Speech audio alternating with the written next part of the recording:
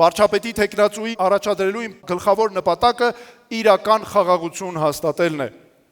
Խաղաղությունը հնարավոր է միայն այն դեպքում, երբ դու ուժեղ ես եւ կարող ես պաշտպանել քեզ։ Ուրիշների կամքից կախված խաղաղությունը խաղաղություն չէ։ Արժանապատվությունն առանց ուժի պարզապես պատրանք է։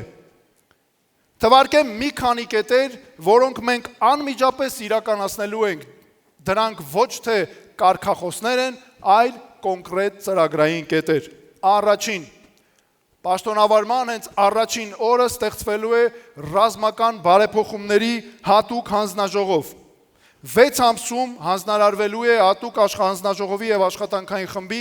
մշակել համապարփակ ռազմավարություն, որի իրականացումը կսկսվի անմիջապես։ Երկրորդ, հստակ ժամկետներ։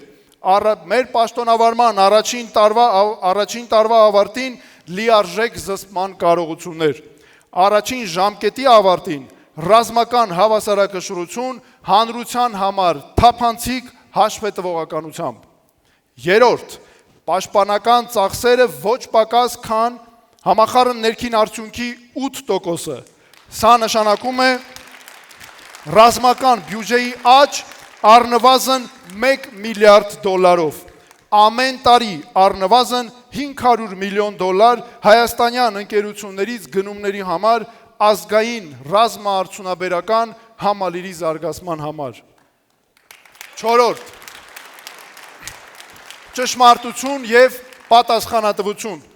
Մենք անմիջապես հրապարակելու ենք 44-օրյա պատերազմի հարցերի վերաբերյալ ազգային ժողովի հանձնաժողովի զեկույցը։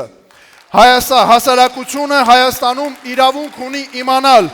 ճշմարտությունը։ Մենք պարտավոր ենք արժանապատվորեն գնահատել մեր հերոսների սխրանքը եւ աջակցել նրանց ընտանիքներին։ Նրանք իրավունք ունեն բոլորը իմանալու հարցերի պատասխաններ։